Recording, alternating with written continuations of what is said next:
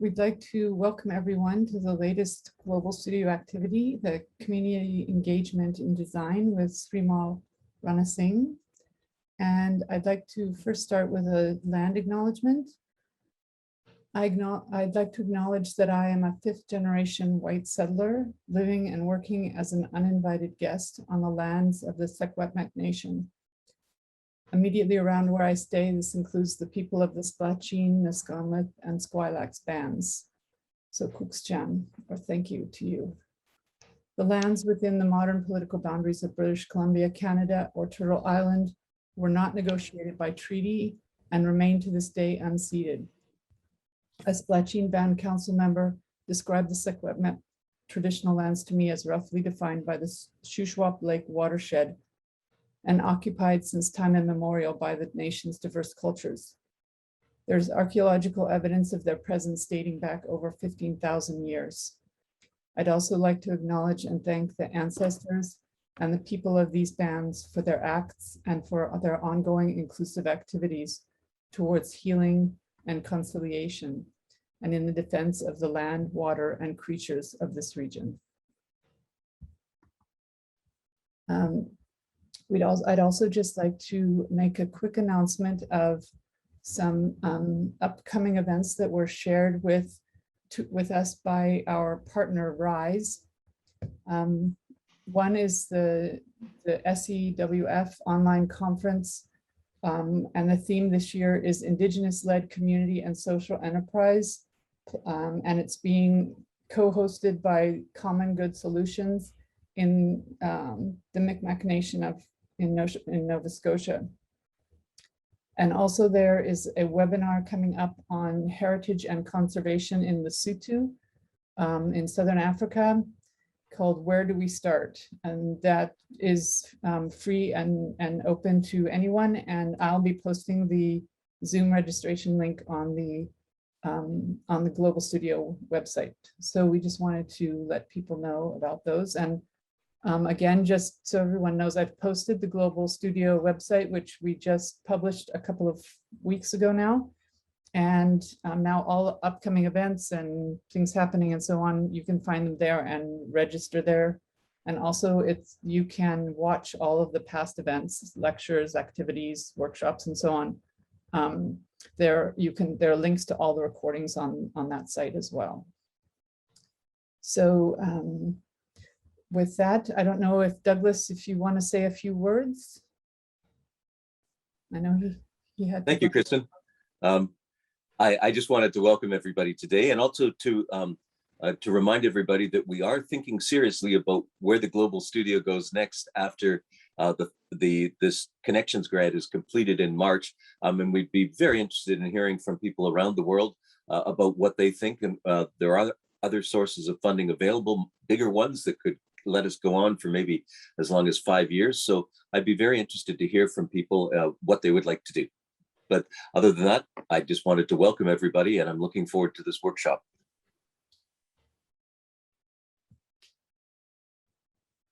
Okay, so I think I'll go ahead and pass it over to Sasha, who I think is going to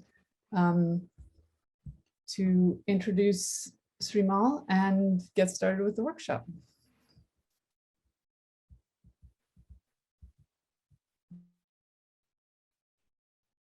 Awesome, thank you guys. So hello everybody, and on behalf of advocates for equitable design education and Global Studio, we would like to welcome you to the Community Engagement in Design workshop. Thank you so much for taking your time out of your day to participate in this workshop.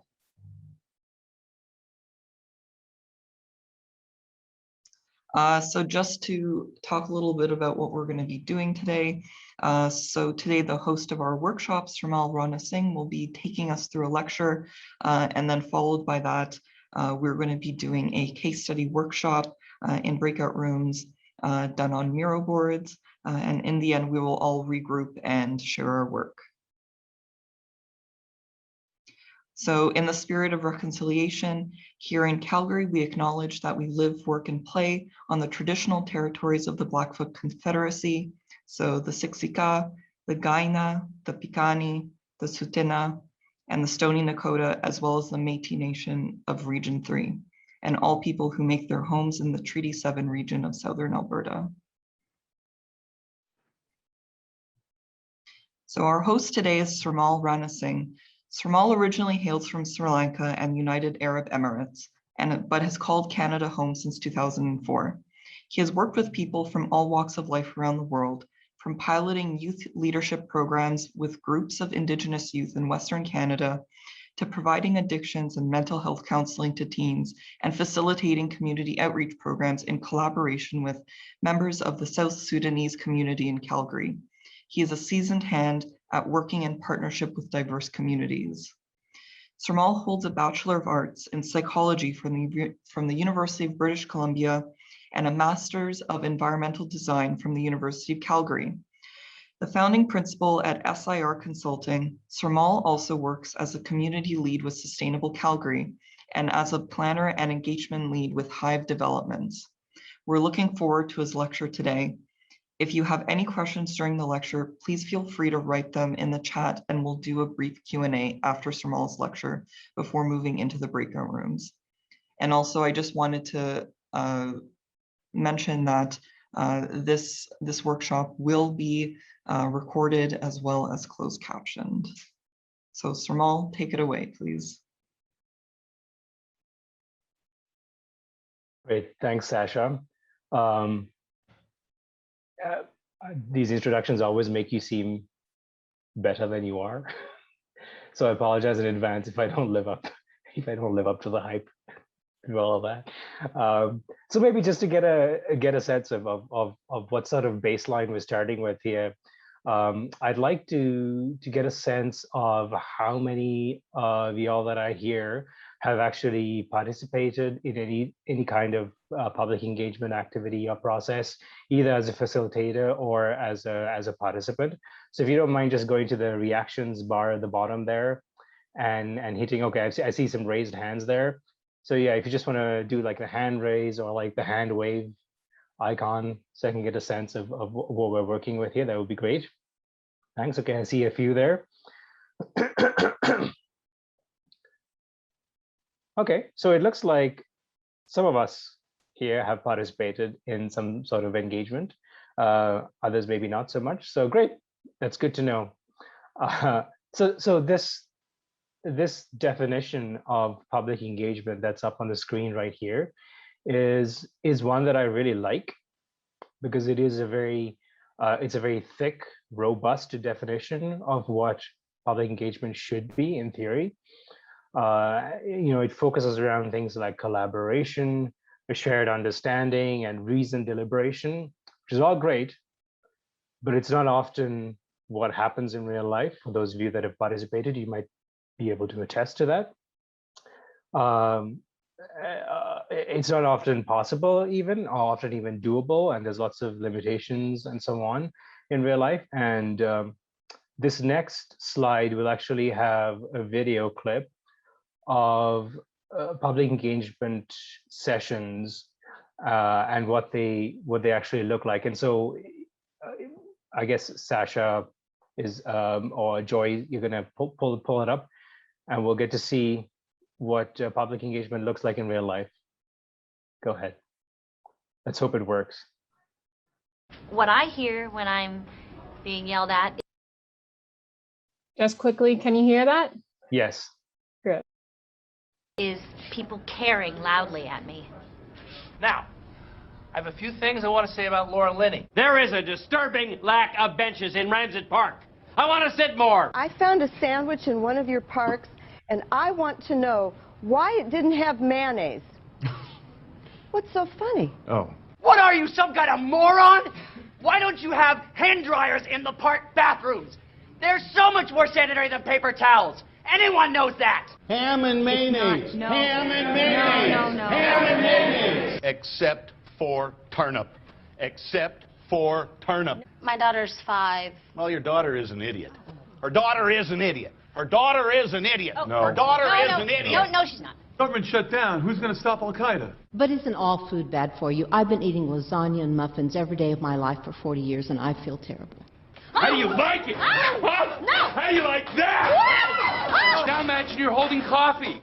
It says do not drink the sprinkler water, so I made sun tea with it, and now I have an infection.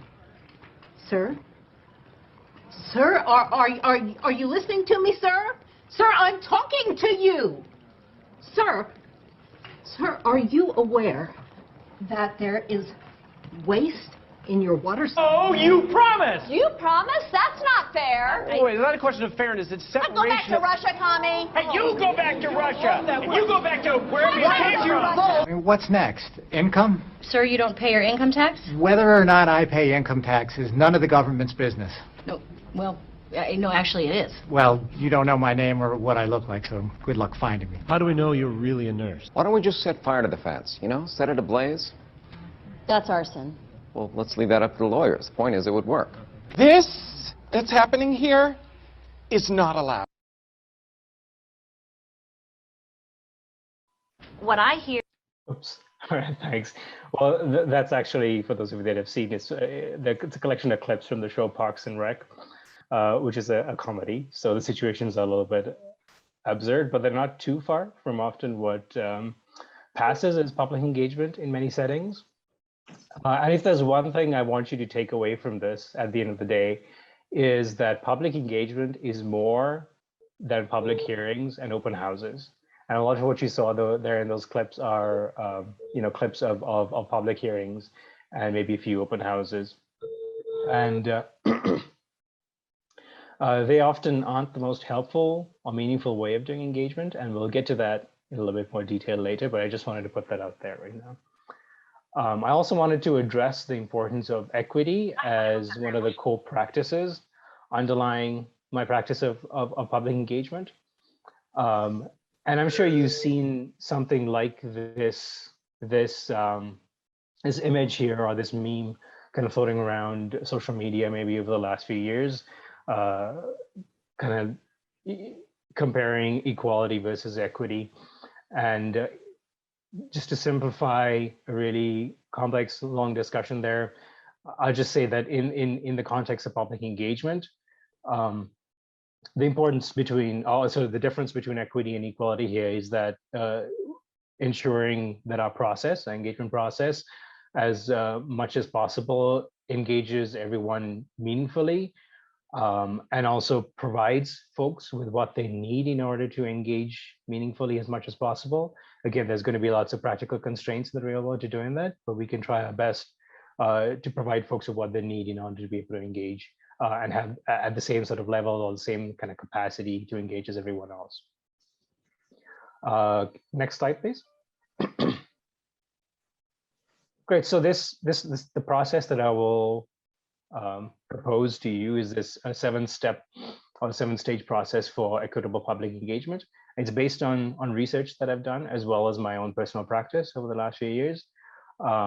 I tried to come up with a catchy acronym, but I couldn't really. It doesn't seem to lend itself to something catchy, so we'll just have to go with this. I'm sorry.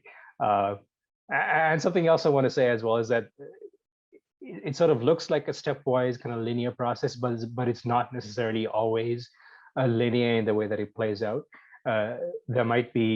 There often are times where you'll go through steps and then you kind of have to loop back to a previous step and so on. But this just sort of provides you with a general kind of framework and understanding of how I would propose an equitable engagement process look like. So we'll kind of walk through them really quickly, step by step, beginning with the first one, which is context. It is really important to understand the community context that you're operating in. So this involves the physical context, obviously, walking around, getting a sense of the lay of the land, so to speak. What does the area look like? What does it feel like just being around there? And it's also important to do some demographic research and understanding who is in the community, what sort of groups exist, how do they understand their place in the community, and what are some of the stories and narratives that people weave about the history of the community, their understanding of their place in it, and how it has evolved up to this point and where they might see it going. These all sort of create a good kind of starting point for structuring your process. And the next slide here that'll come up is an example of one of the processes that we carried out in one of our projects in the community in Calgary. This was a community that has been very hard to engage in the past. And so we spent some time physically in the community, obviously, a lot of time physically in the community, but we also decided to figure out like what sort of social capital exists in the community? Where do people spend time? Who do they connect with, and how do they connect with each other? And so we did this slide here is an example of a organizational network map that we kind of created to get a sense of all the different agencies and community organizations that are operating in this community, and how they're related to each other. And what this tells us at the end of the day is that there's quite a few organizations working in this community, and the ones that have a lot of connections tend to be a place where a lot of the social capital, organizational social capital, maybe in the community kind of resides. And so when we're carrying out any kind of engagement process, we need to connect with those organizations to begin with. That's really an important kind of group of stakeholders that we're talking about here. And in the next slide there, we again kind of try to get a sense of how, what sort of resident civic engagement is there? How do people feel in that sense of connection to community, and what's their sense of belonging? What sort of ethnic diversity is there in the community? And all these data points together sort of pointed us and provided us with sort of trailheads and markers that tell us things, particularly around social capital, that tell us things that there's, this community in particular has fairly low levels of social capital, which then translate to lower levels of institutional trust. And so as an organization, as maybe the city or as any sort of company coming in, they're less likely to trust us because there's lower levels of institutional trust. And so we do need to connect with individuals and figure out who the leaders of these different social groups in the community are, and make sure that we build relationships with them and take some time in kind of carrying out facilitating our process. So that's an example of kind of context, I guess. And the next one, we move on to constraints. Some of those things that dictate constraints are things like complexity. How complex is the project? What sort of budget are you operating with? And the IAP2 spectrum as well. I'll get to that shortly. But first of all, looking at complexity and budget. So recently, about a year ago, one of our groups I work with was tasked with facilitating an engagement process for accessible design for this large conference center that is being designed in Calgary. Sorry, we go back to the previous slide, please. And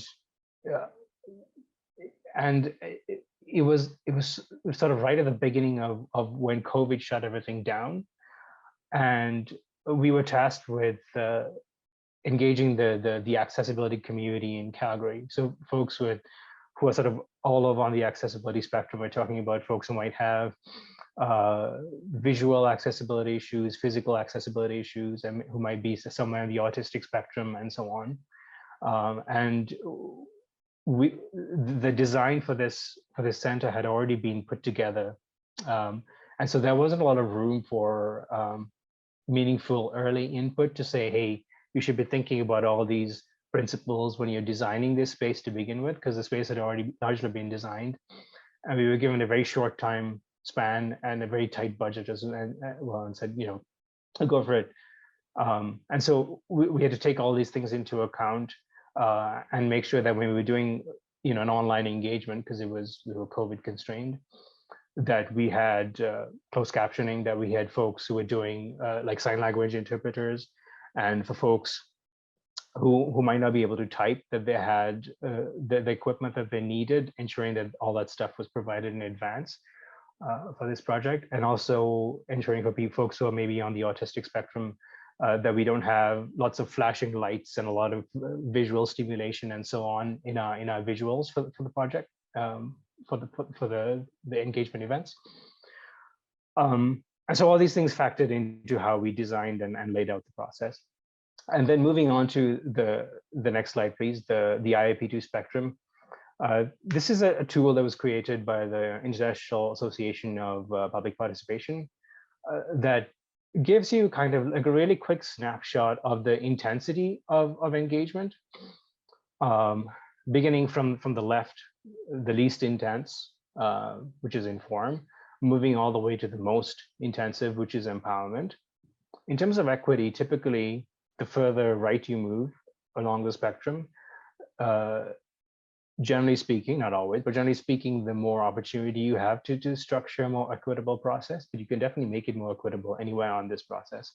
But obviously, the further right you move towards empowerment or to like a collaborative or empowered process, the more complex it becomes and the more most likely expensive and the more time consuming as well.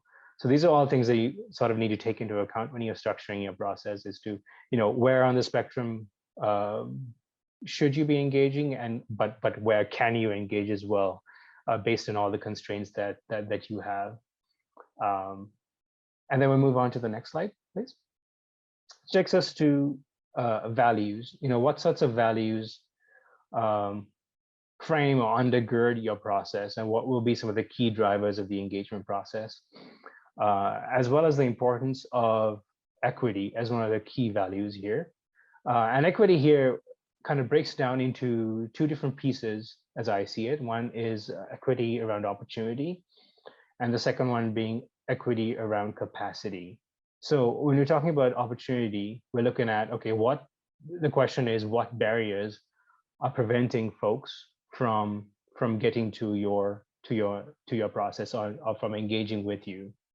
An example would be recently, not recently, a few years ago, we began this engagement process in Chinatown in Calgary, which is a very complex community with a lot of deep, often painful history as well that you sort of have to navigate, a lot of landmines that you could be, metaphorical landmines that you could be stepping on along the way as well. So we did this with a lot of care and a lot of background work. And when it came to opportunity, we understood that, okay, there might be lots of there are actually, once we did the demographic survey of the community, we understood there's a lot of seniors who live in the community. And so we probably don't want to do a lot of complex online engagement for the folks who are living in the community itself, but we want to do more place-based engagement. And we also want to do something that is in the space itself without trying to sort of make folks come to an event that's happening maybe outside the community. So we chose the Chinese Cultural Center, which is right in the heart of the community and is considered a community hub to do some of our engagement processes, not all of them. And for young moms with kids, we wanted to make sure that we provide childcare for any events that we held as well, so that that would not be a barrier. And then we kind of step onto the next piece around equity, which is capacity.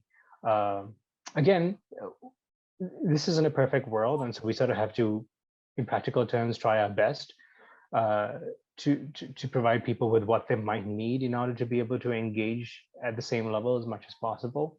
And so in Chinatown, for example, we made sure that language, we tried to navigate the language issue as much as possible, ensuring that anything that we put out in terms of printed material, online, digital material, everything was in English and traditional and simplified Chinese as well. And that any events that we held, we had folks present who could speak multiple dialects fluently as well and engage with people that way. We also wanted to make sure that we wanted to address any sense of power imbalance that might be getting in the way as well. And so we didn't want to have sort of folks kind of, standing up on like elevated settings, kind of talking, literally kind of talking down to people in kind of a presentation format.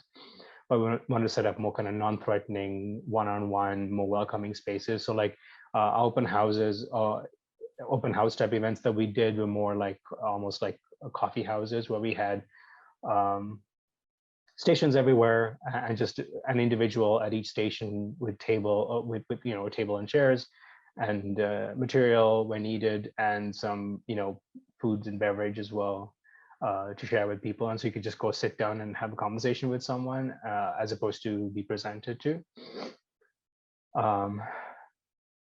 Yeah, so I guess that would be a quick example of how we try to make a process equitable, both in terms of providing opportunity and capacity as much as possible.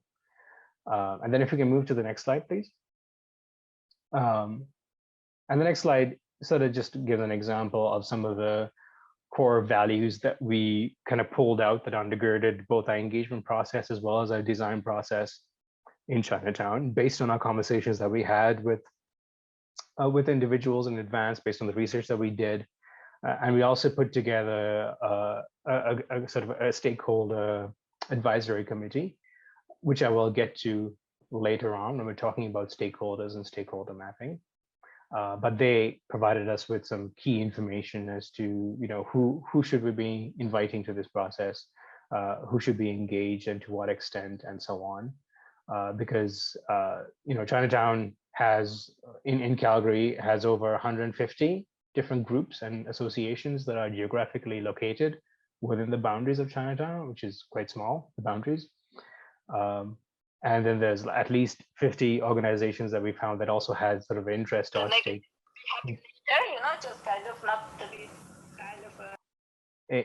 Sorry, I just got distracted by a mic coming on somewhere. Yeah, so we made sure that this was sort of created a kind of a starting point, a values framework, so to speak, that had been approved by our key stakeholder group in terms of moving forward with design and engagement process. Can I have the next slide, please? Thank you.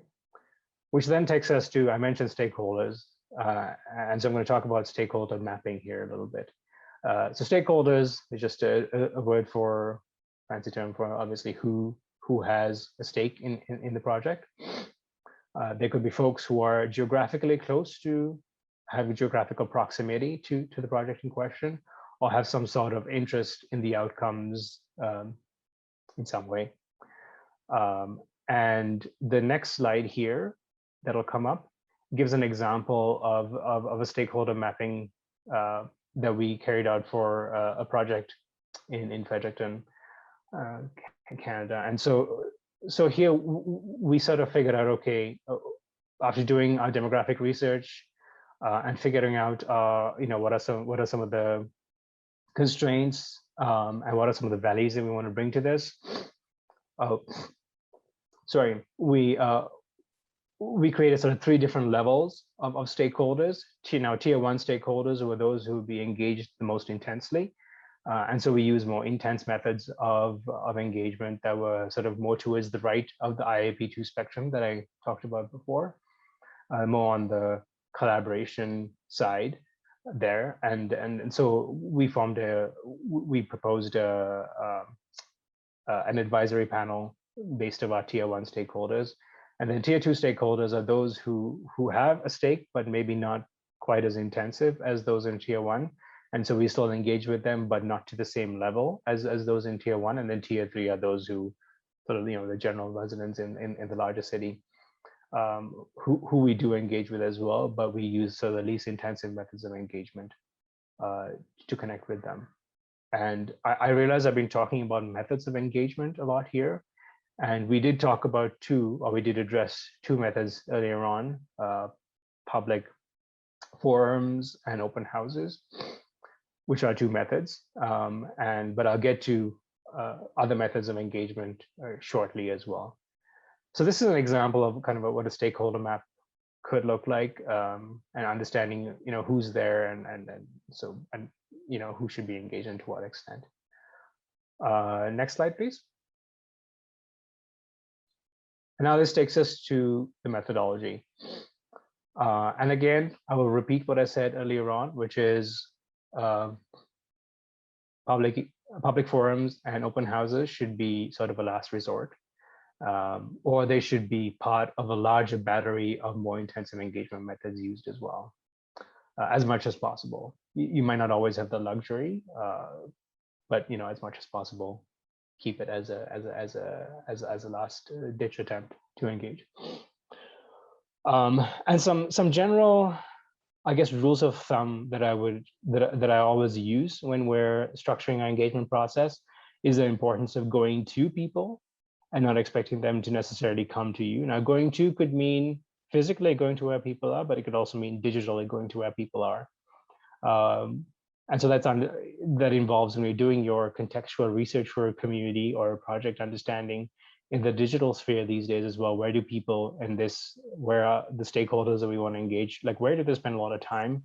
For example, if we're going to be engaging, if we want to engage with younger, with Gen Z, generally speaking, probably have more luck going via Instagram and TikTok versus going through Facebook or even Twitter and so on. And then next, I mentioned FaceTime as well. Now, FaceTime obviously is more of a challenge when it comes to doing things in the era of COVID. But as much as possible, it is important to engage in what the language of sociology is co-presence is the term used, which is face-to-face relational time with people, particularly if you're engaging with the community where there's a lot of mistrust or lack of trust. It is important to build that relationship with people and put a face to the project, put a face to the group or organization or institution that you're representing. And last of all, communication is really, really key. And three general sort of rules of thumb that I would use within the sort of the communications bucket is the importance of avoiding jargon as much as possible. Use normal personal language that people can understand without talking about things like flow to area ratio,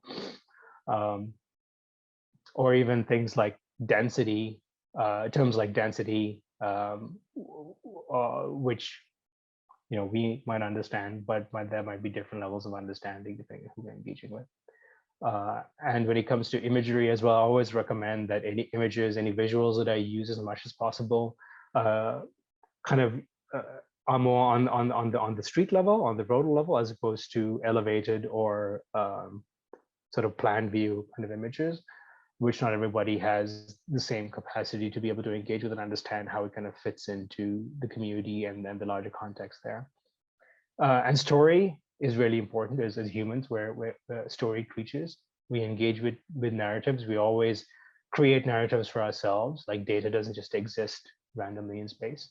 We stitch them together to create stories. And so it's important to create a compelling narrative for your project as well. And connect it up to the story of the community, which you have now been able to understand, ideally, at this point, after having done a lot of contextual research and built relationships with people. You understand, okay, here's how people view themselves and their place in this community. And then it's important to connect a story and the narrative of your project to the narrative of the community and figure out how you can kind of cast something that is compelling moving forward. Which then takes me to the next slide, where we get into specific tactics. Now, there's lots of different, this is just a collection of some of the key tactics of engagement. There are others as well, but these are the ones that I like to use most often. And a project that we did a couple of years ago that involved six different communities in Calgary. And these 6 different communities were bisected by this major arterial road, so 3 on each side of the arterial road. And the project was designing an active travel network, so a regional active transport network. That's a network that facilitates walking and wheeling, that stitched together those 6 communities seamlessly. And so our engagement process, which we took about a year facilitating, actually involved almost all of these methodologies or tactics that are here. So for example, we sort of created our key stakeholder group, which consisted of folks from the community associations from each of the 6 communities, and they sat on our sort of an informal advisory committee. And we made sure that we did one-on-one interviews with very focused, specific questions with each of those individuals that sat on the group. And then we also had pop-up booths and open houses, multiple open houses. And these pop-up booths happened at events that were already happening in each of these communities. So we didn't create our own events, but we went to where, community people would already be gathering, like, pancake breakfast during the Calgary Stampede, community cleanup events, community carnivals, and so on. And booths at these pop-up booths included a combination of community mapping activities, different literature that we handed out, as well as games that helped us to draw out information around the community and how they sort of could envision or imagining the community looking different. And we also had just one-on-one conversations and relationship building through those events. We also did a lot of door knocking, residents' houses, and online events, which both included questionnaires and surveys. And then lastly, we had something that we call the Urban Design Invitational, where we brought together key stakeholders from the community with our design team. And we spent our time doing a walkabout of the community. In this case, it was 6 communities. And so doing a walkabout is challenging in the sense of just kind of walking around. So we did more of a transit about, where we took train and stopped and walked around some key locations around each community, and then got on the LRT and went to the next one, and so on.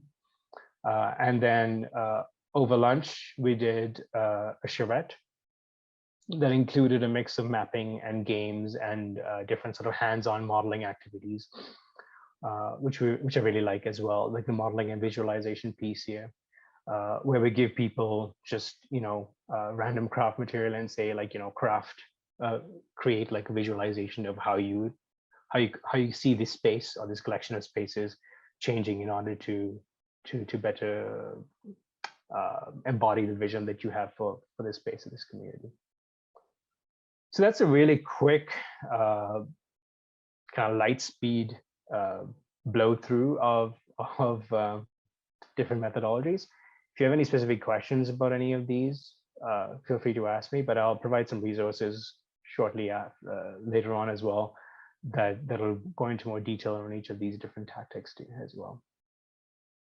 And then move on to the next slide, please, which we get on to response. Like, this is really important, which is looping back around to each of our stakeholders and ensuring that we inform them, or we let them know, this is what we heard from you, first of all.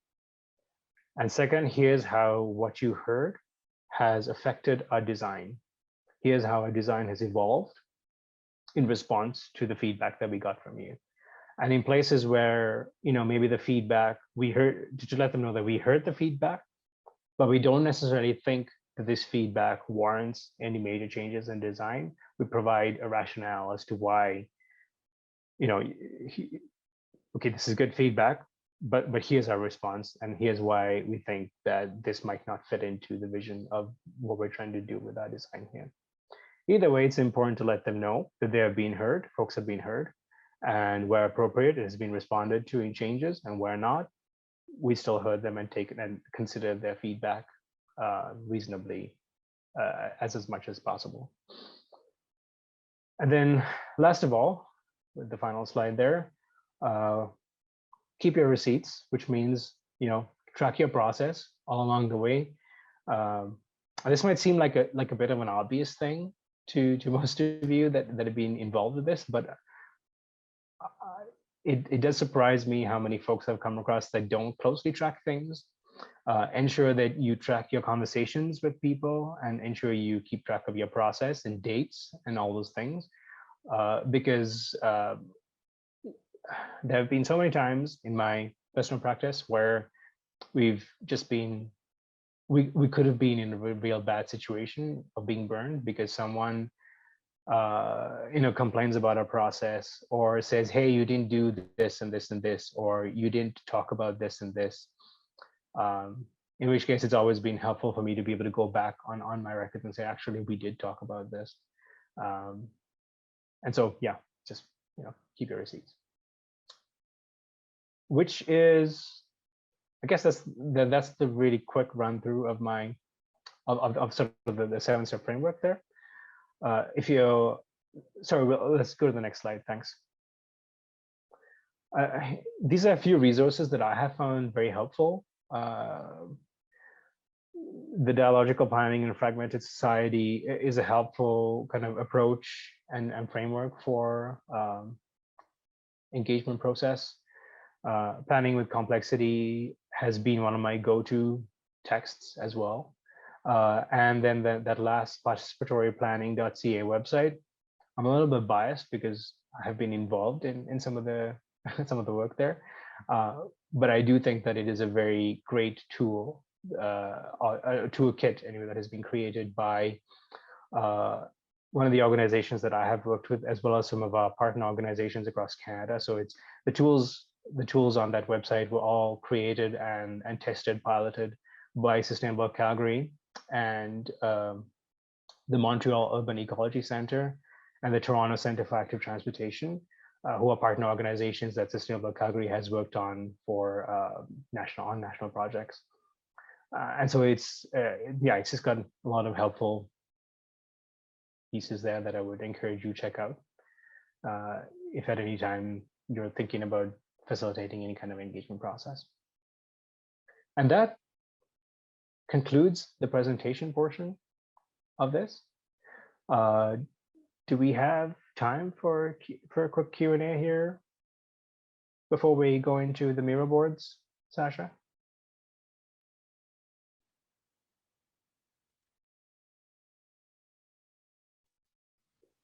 Maybe we'll jump into the Q&A at the end for folks that can stay a little longer. And then just so everyone can participate in the breakout rooms, we can get that started right away if that's okay.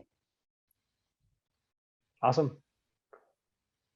All right, so I guess Joy, if you don't mind just sharing the last. Yeah, just a sec.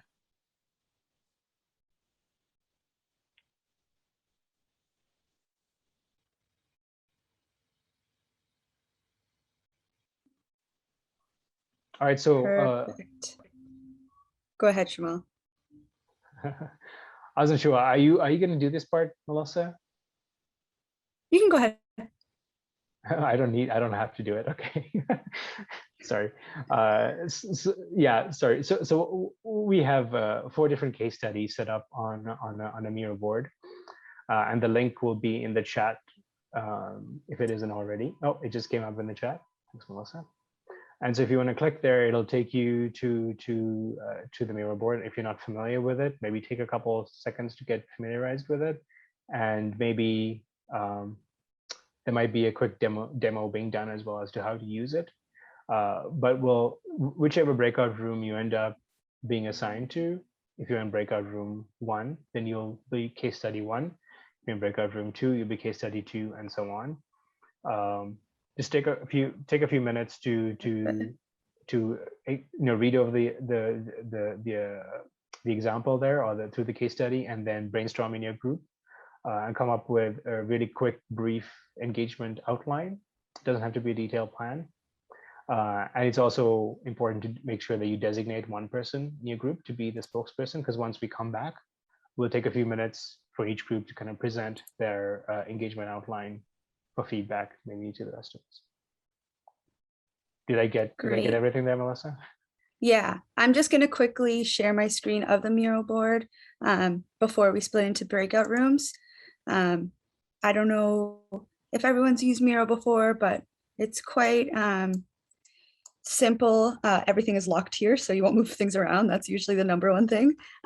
So in the bottom corner, the main things to know is that you can zoom in using these buttons here.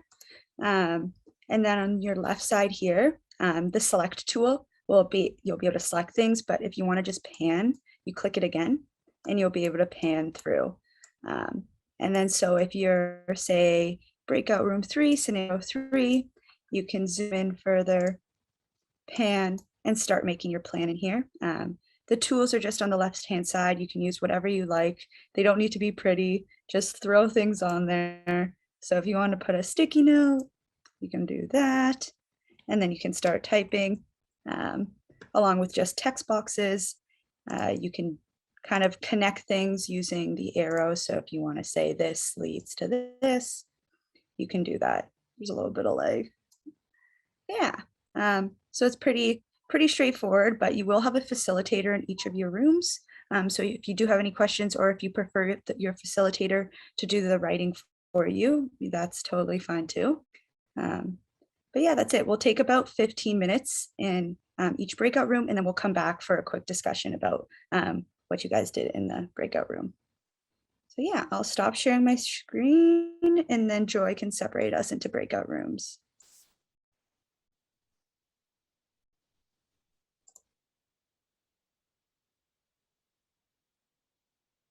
All right, so you should have all seen the notification, and it's slowly putting people in different rooms.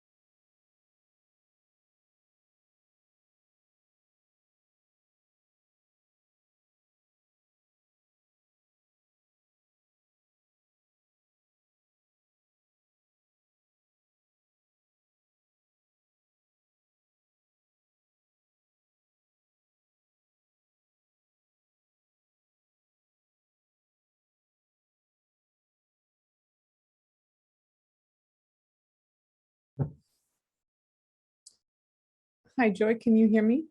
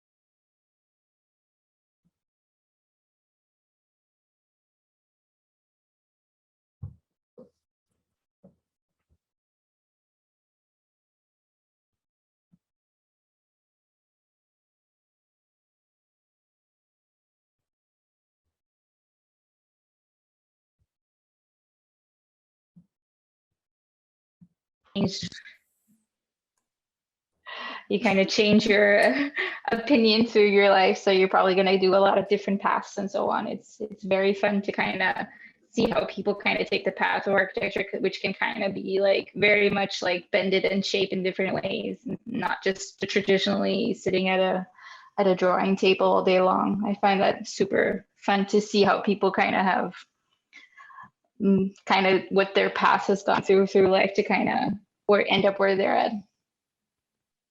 Neat. Yeah, absolutely. I agree. I'm excited to hear other people's journeys too, and just also see where I end up as well.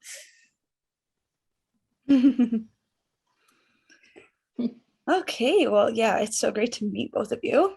It's so nice hearing a little bit of background before we go into this, I feel like. So we're number 3, right? We're in breakout room number 3, right? Yes, I think so. Perfect. So I'm going to personally just take like a minute to read through this again. Yeah, I haven't read it all. Let's see, where is that link? Oh, I can send the link again if you want. Yeah, can you? Because it kind of disappeared for me. Yeah, because when we moved to the breakout rooms. Perfect. What? I see that Kristen has joined us. Kristen, I just wanted to say that that land acknowledgement was so good. It was like the best I've ever heard, and it was Very absolutely fun. amazing. And I really I felt like moved by it. I just really appreciated that. Thanks very much. AU had a really interesting Indigenous forum recently with our elder in Melbourne, and it was basically groups of elders from different cultures across Canada talking on different topics, and one of the discussions was around land acknowledgements and the importance of sort of personalizing them so that otherwise they have very little meaning. And so thank you for saying that, because I have put quite a lot of work into it, and it changes on a regular basis. But yeah, no, that's excellent. It's absolutely fantastic to hear those personalized details. Mm-hmm. No, very much appreciated and inspiring going forth. It sets the tone very nicely for the presentation. Okay, let's see here. I'm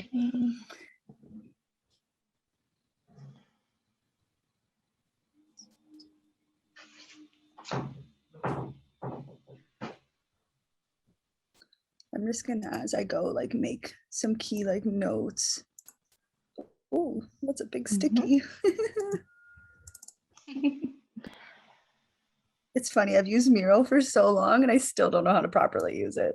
Like, it's one of those I know, things. I just got an electronic pen, which is kind of cool, but I'm still learning on it, so I didn't connect it today. Mm-hmm. But it That would be allowed very me to be a lot more convenient. creative on Miro than just kind of the basic tools.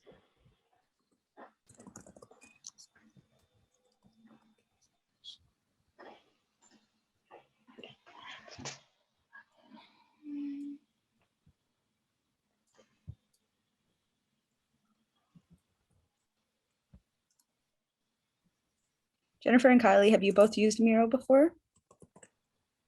Nope, this is my first round, but it's interesting.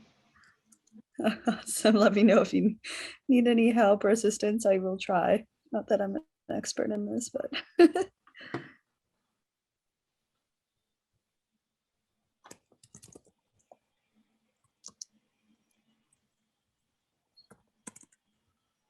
yeah, I think it's nice to kind of set up some key points for us to think about, kind of dissect this long paragraph. And then when we create the plan, it's these key points to go back to, which is nice. Ooh. Oh my gosh.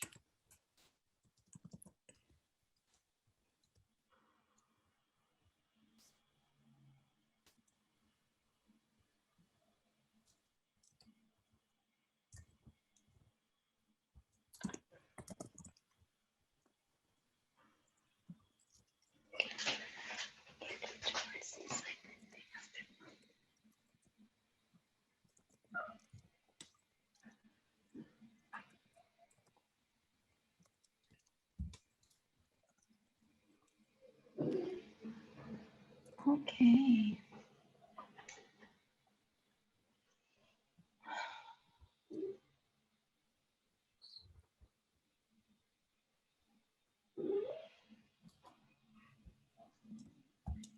So it says there's a lot of affordable housing, yet lack of amenities and access to amenities, which is important. Yeah. And since it's mostly immigrants, there should be some sort of meeting spaces where people can kind of interact with the community and get integrated a little bit. I think that could be a keynote. We call those public amenities in Copenhagen, but it's more also like places you live and so on, to have gathering areas, indoor and outdoor, depending on the time of year, where people can be either invited or rent. Yeah, exactly. And it is. So the objective is to design build of a public art installation at the playground, but you can imagine how that it doesn't have to stick to that. Like, we can create this hub for gathering spaces as well. So I think that's a really good point.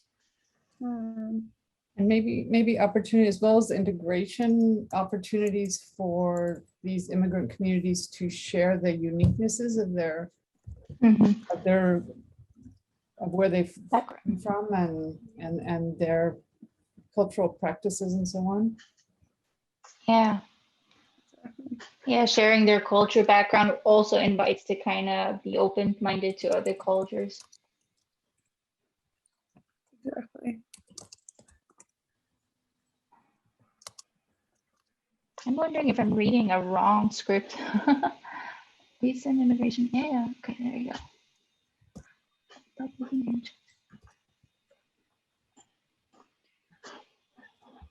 So I'm trying to figure out how to organize as well, but so it seems like I'm making orange just so that there's some logic to it, so you guys know what I'm doing. Some of the ideas that people just have been saying. So as opposed to we've all sort of gone green with the existing in the background.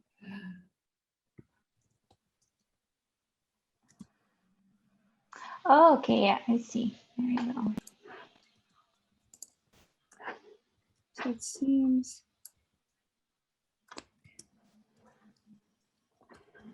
Okay, I don't want, the community hub is not the word I want to use. If one better one comes to me, but it seems like we want this to be more of an integrated space and not just like, oh, here's a public art installation and here's the playground.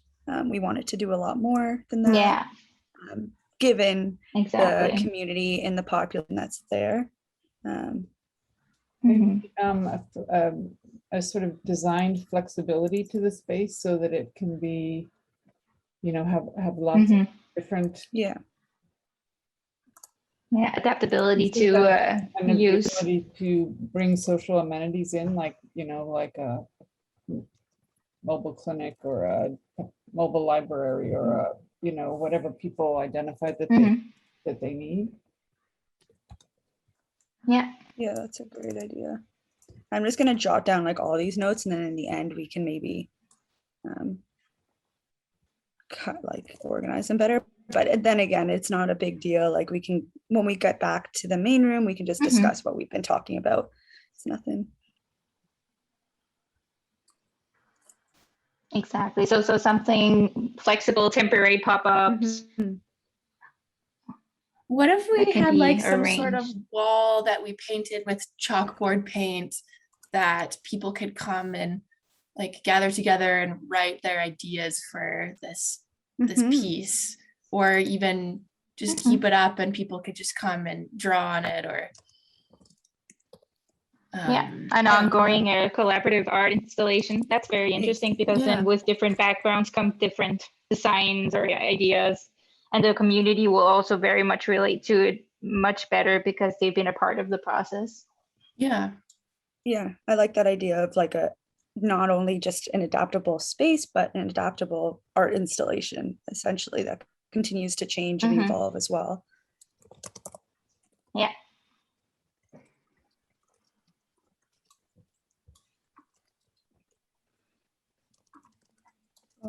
the community. And because like something we'll also have to think about is that with such a growing population, you're also going to get a very aging population. You're going to get a lot of new families, but you're also going to get the older generation that has lived there for a while. So it's really this like kind of community of yeah, a lot of different age groups, which is important to think about.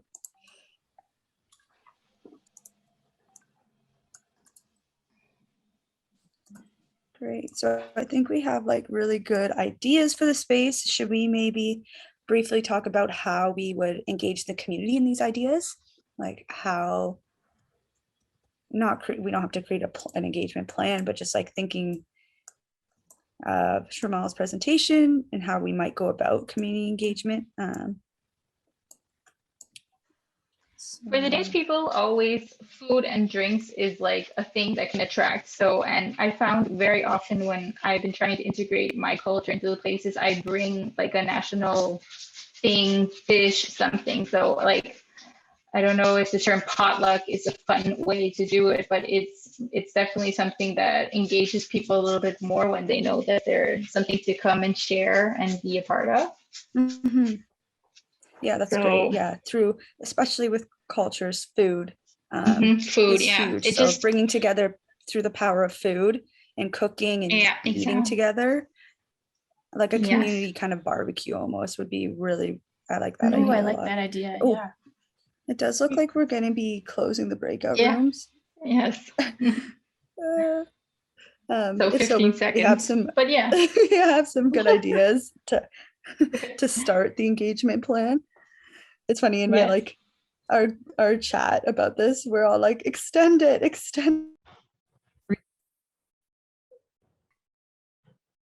Is there a community center that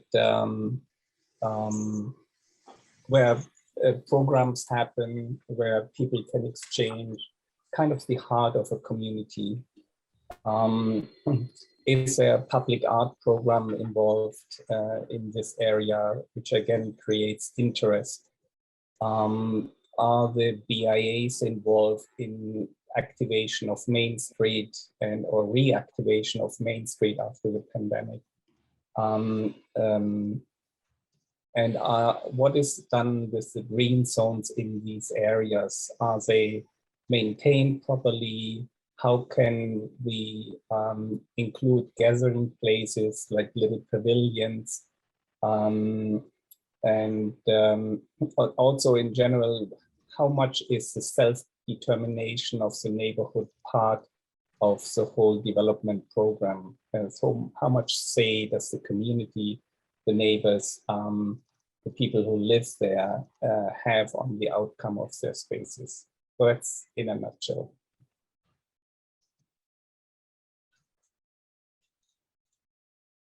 Thanks, Udo. Yeah, that is a. I mean, those are some really good points you made, and particularly that point at the end that you made about how much say do folks have. Like that is a really important piece to establish at the beginning, and to make it really clear to the stakeholders in question that this is where you are able to have say, and this is where these are the negotiables, and these are the non-negotiables, right? Because often, like that's where a lot of the conflict can occur is where feedback is given where there's just the constraints just make it such that we can't, that's not an area where we can do make a lot of changes. Whereas the stakeholders might think, well, actually, no, those need to change.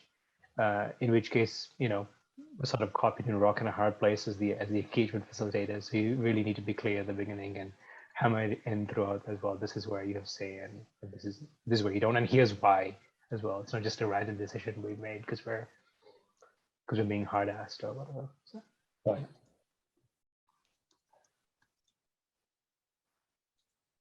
Oh. Well, sorry to cut that session short, but we'll go through and we'll be able to share what each of us discussed in our breakout rooms. I hope that everyone had a good time doing that. So, and has nominated a spokesperson for their group. But I'll quickly share my screen. And are y'all seeing the mural board? Yep. Cool. So we'll start just with breakout room number 1, which was actually the one I was with Brian, Heather, and Anise. And Heather is going to be our spokesperson. Hello. Should I just read off our scenario quickly, or? Yeah, I can start there. So Astoria, our background is an aging community that was established in 1912 at the center of the city, was and still is a magnet for recent immigrants, mostly older residents with a few younger residents and families. A mid-rise, high-density community, 6 to 10-story buildings averaging 140 to 160 units / hectare, with a housing makeup of 100% multi-residential, mostly mixed-use buildings. Considered a transit-oriented community, as access to primary transit network stops, the LRT and BRT, and major walking and cycle track networks, is a 5-minute walk from anywhere in the community. Commercial retail makeup used to be mostly small footprint mom and pop stores. However, a prolonged economic downturn in the city combined with a flood in 2013 resulted in many of the stores closing permanently. Most of these spaces are still vacant. Lots of relational networks within the community, which houses over 100 resident-driven community groups and organizations. Attempts to carry out significant redevelopment of underutilized sites have been met with hostility and large-scale organized resistance. Most common reasons for pushbacks are resistant to gentrification, loss of community character, and loss of parking. Our objective is to conduct public engagement toward the design build of 3 multi-residential mixed-use buildings on a site, which is currently one of 2 large parking lots in the community. 20 stories each with max 8 FAR and open to density bonusing. So some of the issues that we collectively decided were, first of all, the public almost seems like they have no say in what's happening to their community, or they feel that way. So we thought about potentially starting with a public survey to see what the public might like to see built in those areas, potentially one-on-one interviews, or at least allowing them to have a little bit of input without having a scenario like in the little clip that we watched at the first with Parks and Recreation, so that we don't create that hostile environment. Another thing would be understanding the demographics fears about the community. So why they're fearing a loss of parking in an area that is largely sounds like a geriatric community or a community that has a lot of LRT access and stuff like that. And to clear up that potential lack of understanding by engaging in some education for the public, allowing them to understand what density bonusing is and some of the amenities that they could gain that they don't currently have because of those businesses that have shut down and things, and pulling amenities that they might actually want in their community that they're not thinking of.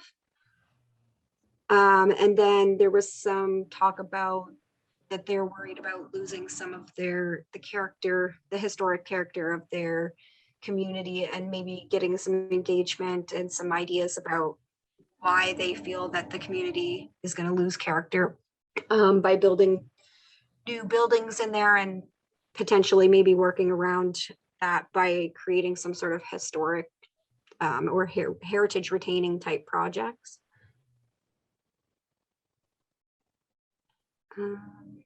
And then presenting multiple designs to the community to show them that they have options, that there's not just like one set design that they have to adhere to, like giving them more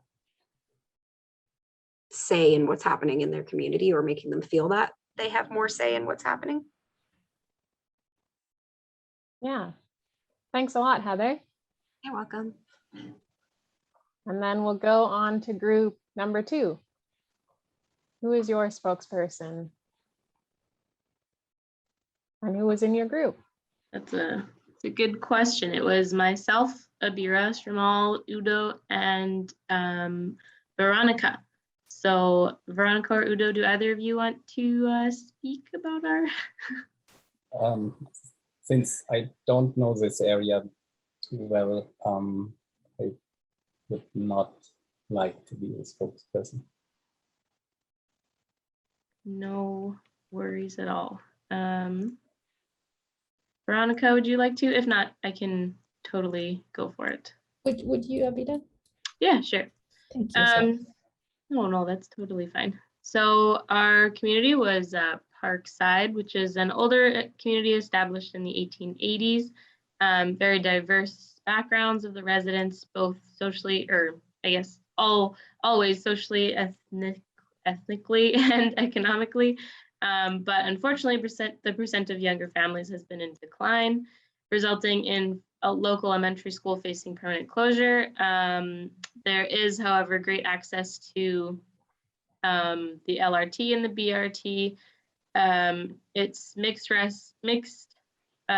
use residential, single family, mid-rise, and high-rise multifamily.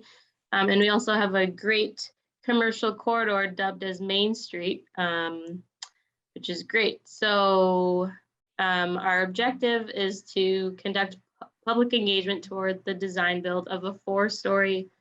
Oh, can you guys hear me? Yeah. Okay, sorry. It told me my audio was poor. 4-story multi-res building across from a single family houses on either side.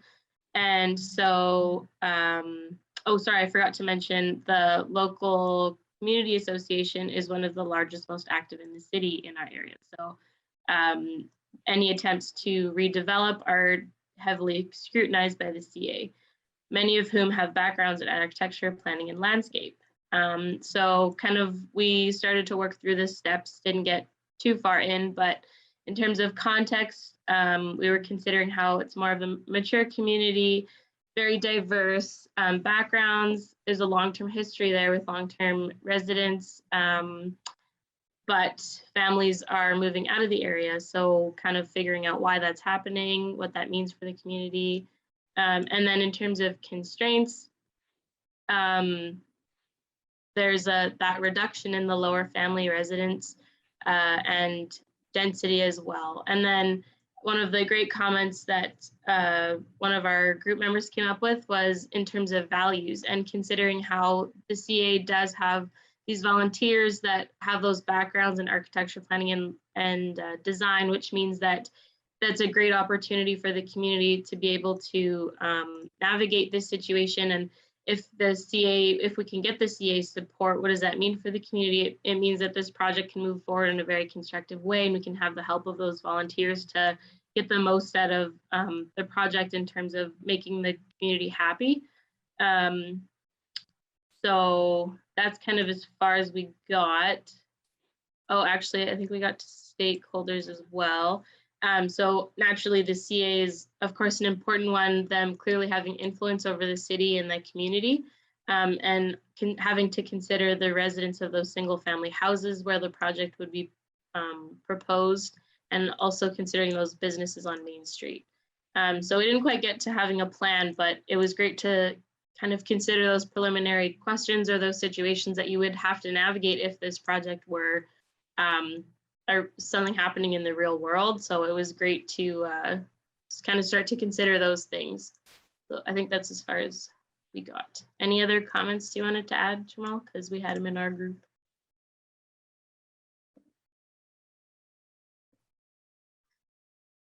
No, it was pretty good. You pretty much covered it, Vera, thanks. Yeah. I mean, Udo did talk about a little bit, but there was a conversation that we sort of merged into the larger group as well, because we ran out of time there at the end, but we were talking about some of the constraints, and Udo did mention the importance of communicating, how much influence stakeholders ultimately have on the outcome at the end of the day, like where is feedback welcome and where is it not? Do they have like complete ownership of just like feedback on everything, or are they just certain areas? And that's a good point as well when you're talking about constraints. That's it. Thanks for sharing group 2. And then we'll go to group 3, who was in Midtown. Perfect. So that was me, Jennifer, and Kylie. We didn't really talk about who would speak, but maybe I can just like quickly kick it off, and then Jennifer or Kylie, if you want to go into some more of our thoughts. If not, I can, but I'll just quickly say, just for the sake of time, I won't read our whole background, but we started a conversation just kind of dissecting the information and picking out some key points. So I guess just some key things for you guys to know about Midtown is that it's a very growing population. It has doubled, and there are high populations of visible minorities, recent immigrants, and Indigenous Canadians. And with that, we thought it was very important, although it was kind of the design of a public art installation, we thought how else we could kind of grow this area into more of a community hub where it focuses on the public installation, but also grows into other things that cater to such a growing and diverse community. I don't know if you guys want to chime in, or I can continue. I think you're on a good roll. You can just continue. It's we'll jump in if we have anything. Thanks. Yeah, take it away, Melissa. Thanks, Melissa. Okay, so it's just some of the things. I guess we didn't really get to the community engagement part too much. We just really started about talking about what the space could potentially be. So we talked about with the community, it's very important for them to share their uniqueness, sharing culture through meeting spaces. So that's why we thought of this public art installation area to also act in other ways. So we thought about how we could design for flexibility and adaptable use for this changing population, how we could maybe bring in mobile amenities that can continuously change as well. Some of the keywords or key phrases we talked about were integration, sharing of unique cultures, community hub, flexibility, collaboration, art as a process. So with that, we thought of the public art installation as a tool for our community engagement. So how can we allow the public art installation to continuously change through community engagement and not just be fixed? So ideas were thrown around about a giant chalkboard. So it's basically turning the design into the tool of engagement. And then in terms of how we can start the engagement process, we talked about how we could bring people together through the commonality of food with so many diverse populations and cultures and age groups. Something everyone can come together around is food and cooking and eating together. So we thought a great start to community engagement would be a community barbecue or community potluck. So yeah, those were some of our thoughts. I don't know if anybody else has anything else.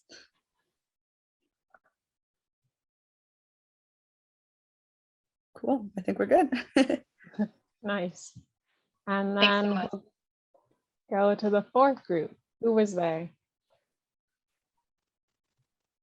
Hey guys, so yeah, so it was, so for our scenario, which was in Nose Creek, it was me, Douglas, Gregory, and Peng Kang. And I can, if Gregory wants to talk a little bit, but I can also talk a little bit myself. Let me just share my screen here. Okay, so we started off with, okay, actually, maybe I'll talk a little bit. So our community was a pretty suburban community that was very, like it says here, it was very much like a lot of the communities that sprung up in Canada after World War II. So very suburban, lots of green space, artery roads, and on the fringe of the community, there was a light rail train station. Not too much in terms of community bus routes and easier ways for people to get around without cars. It's also important to note that there are 2 junior high schools and 3 elementary schools in the vicinity, as well as a community association group that's active, but is mostly made up of elderly people that don't really represent the community, as well as a large influx of, there has also been an influx of immigrants into the community as well. So we were tasked with designing a comprehensive bike path network.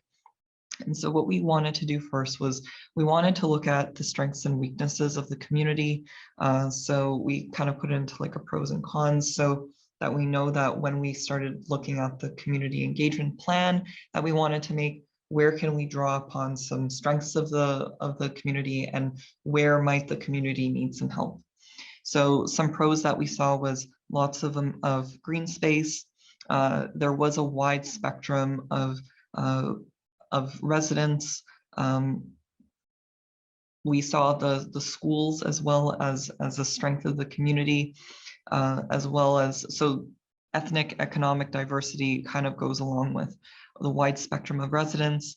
And also we saw that we couldn't quite tell from the actual like case study, but we thought that because it said that everything was laid out in a grid, that there weren't all those pesky cul-de-sacs that might act as a deterrent from people using bike paths. And also, so as for in terms of cons, we saw that people's main form of transportation is most likely cars in this community. Lack of representation from the community association is a con. The LRT station being on the fringe of the community was seen as a con as well. And yeah, so essentially a lot of our cons kind of came out of the fact that the community association did pose as a power imbalance, or a source of power imbalance. So in terms of our engagement plan, so the 4 things that we wanted to keep in mind that we kept at the top here were things like keeping in mind that residents are older and may not be used to engaging through means of the internet, or that might be a harder way to engage with them. Also keeping in mind that there's a huge opportunity here to engage with the schools, and that there's a big youth representation in this community. Also addressing the power imbalance that the community association might show. So just not just using their feedback, but also making sure that there are also other voices that may not be heard included as well. And so to go with that, making sure that maybe translators are present so that there is representation from immigrant groups that might not be fluent in English.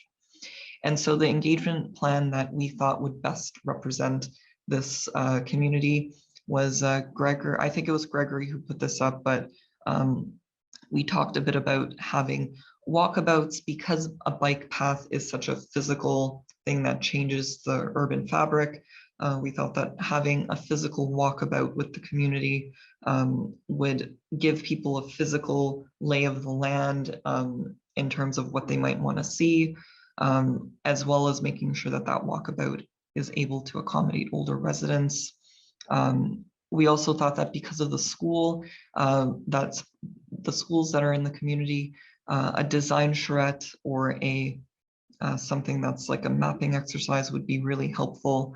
And also making sure that connecting the bus stop and the LRT station so that students from the suburbs can use that as a source of transportation from school. We also thought that distributing physical literature might be a way to reach out to older residents, but also having that literature available on a website. And we also thought that having focus groups, so really getting into the lived experience, like sitting down with residents and seeing what their lived experience in the community would be like, and how that might influence the layout of any bike paths or design of bike paths. And that was it, unless Gregory wants to chime in at all. I think another idea that we were discussing briefly was doing like a world cafe for the community. Part of the community association feel like that might be a good way to get all these groups of people sort of mingling together, sort of maybe foster more community bonds, and then maybe have a more, like this may lead to a more diverse community association. But yeah. Awesome. Thanks, Greg. Nice. It was good to see how everyone approached their case study and came up with pretty solid recommendations or insights there. Well, I'll let Abira close us off. Yeah, Unless great. anyone else has any comments or questions to add. Yeah, if you guys have any questions for Srimal before we close out, now's your chance. I just wanted to add, based on what I saw, that I'm really encouraged with all the I realized this was really fast, and it was like a blitz through something that is a fairly complex process. But I was encouraged with some of the things I saw from what you guys are proposing there. I really like that you're taking context seriously. Oh, and there's a question here about navigating political waters. Yes, we'll get to that. Good question. But with the context, it seems like a fairly, it seems to me like it should be pretty obvious, but I'm constantly surprised with how often folks want to kind of use a cut and paste approach, where you sort of have sort of a canned approach, and doesn't matter where it is, you just kind of go in and do the same thing over and over again. And then you're surprised when the results come back to smack you in the face really hard, right? And so I'm encouraged by with the serious engagement with context and diving in and proposing methods that kind of link context to desired outcomes and try to navigate that in between tension maybe. And also the asking good questions, always good to ask questions and explore those questions before you just kind of jump in and create something. And I also like the approach to collaboration, that you're coming in. The image that I was seeing here was almost like you're coming in with sort of an arm outstretched, like, hey, let's shake hands, as opposed to coming up with your fists up and let's get ready, let's just kind of fight this out from the beginning, which is often what I found happens, is that when you go in, stakeholders often expect sort of come in with their fists raised. And so it's so important to try and diffuse some of the tension at the beginning and say, hey, we want to work together on this and figure out honestly how we can come up with a solution that works for everyone. And recognizing that there's a two-way expertise here. The language that I really like is kind of understanding that community members often are the context experts, whereas you as a designer, architect, planner, whatever, could be the content expert. And so it's important to try and marry those two together when you're coming up with a solution here. And lastly, engaging with the diversity of stakeholders as well, and understanding the importance of engaging meaningfully with the spectrum of stakeholders, and not just kind of considering, oh, you're just going to engage with the community association or with grown-ups only or with adults, but hey, there's lots of youth in the community. Can we engage with them as well, because they have a unique perspective on place and design and the community as well. Can we engage with seniors in different ways as well? And that kind of meet the needs where they might be, and so on. So those are some of the sort of larger themes that I appreciated that you guys addressed in kind of what was being proposed there. Getting to the question around political waters. Political goals do not always equate to the most sensible, reasonable, and or appropriate solutions. Yeah, I mean, that is a tough piece, because it's ignored. The political context is ignored at your own peril.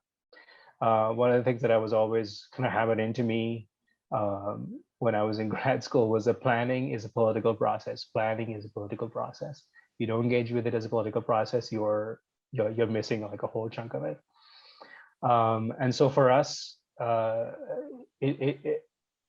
mean, I guess I can share some of the best practices that we've tried to incorporate in some of our practices, which is ensuring that when we are carrying out engagement, that we do engage with the city councillor for that area, for the community, and we have a conversation with them and try and get a sense of what are some of your priorities for this area, or if it is on a larger scale, maybe even the member of parliament, provincial, and get a sense of like, what are your priorities for this area, and try and ensure that we address some of those priorities too in what we're talking about. Like we do find some meeting points and say, hey, what we're proposing does get to sort of what my priorities are.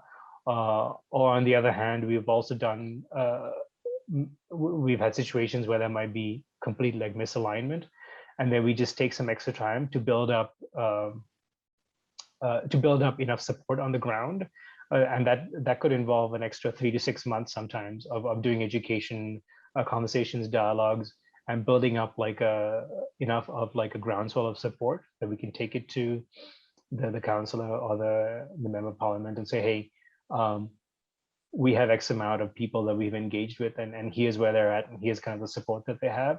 So yes, we realize that this might not necessarily coincide with where you're coming from, but your constituents here, like we've built a constituency here, or we can show you that there is a constituency that will support moving forward on something like this. So that, I mean, that is important. But I mean, honestly, there have been times where we just had complete misalignment, and we just had to kind of go with it and hope that the process will kind of make its way through the system and be supported by enough people that it'll be approved at the end of the day.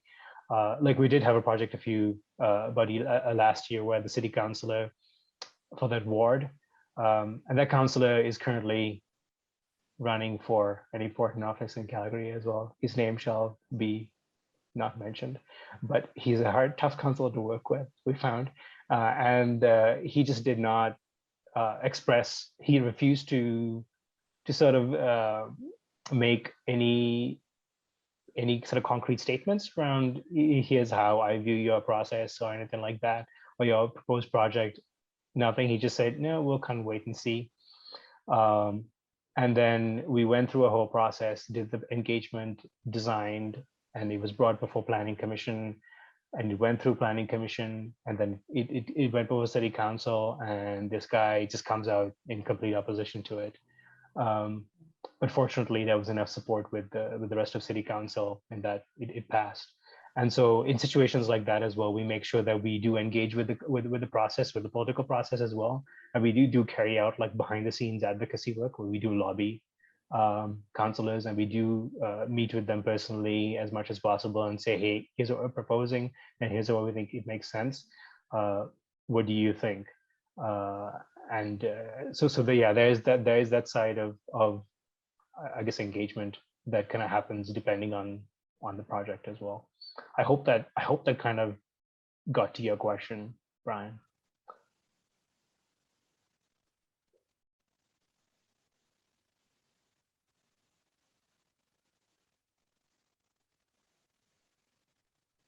I see the thumbs up emoji. Yeah, okay. Guess it answered your question. Okay, so I know we went over time a bit here, so thanks everyone that stuck around, and thanks to everyone for sharing and contributing. Those were really thought-provoking and thought-provoking engagement plans and great discussions. We would like to close off by giving a very big thank you to our lovely host, Srimal Ranasinghe, for the important perspectives and knowledge shared, as well as the people who attended and supported AEDE and Global Studio. If you have any concluding thoughts that you wanted to share, feel free to unmute yourself or write a comment in the chat. Otherwise, have a great rest of your day, and we hope to see you again soon. The next AEDE and Global Studio workshop is tentatively scheduled for November, so please keep an eye out and come join us for another community engagement in design workshop. Yeah, have a great day. Thank you all for coming. Hi, Abir. Can I just jump in before people sign off as well? I just wanted to tell people about the next few things coming up in the Global Studio. Primarily that the Supernatural is rescheduling. We had to cancel their workshop last week because of circumstances just out of their control. And so we're going to do the 2-part workshop on DIY documentary filmmaking on October 2nd and 9th. So it'll be two Saturdays. And the first is good. The two hosts that they have lined up is, the first one is on storytelling, and the second is on the technical know-how for making a documentary film on your iPhone. So those are two exciting, I think, that I'm really looking forward to. And then as well, our sketching school is starting on October 13th, and it will run for 6 consecutive Wednesdays, and you can sign up for one or all of them. And I think it's going to be something really special. It's going to be hosted by David Kovo, who has taught the sketching school out of McGill for years, and Henry Tsang. But we're also in an effort to respond to what we've been hearing from the lectures from Indigenous speakers from Africa and Canada of the lack of representation in architectural drawing. In each of the sessions, we're going to have a guest contributor, and who's going to be sharing their unique perspective on representation, on color, on figure drawing.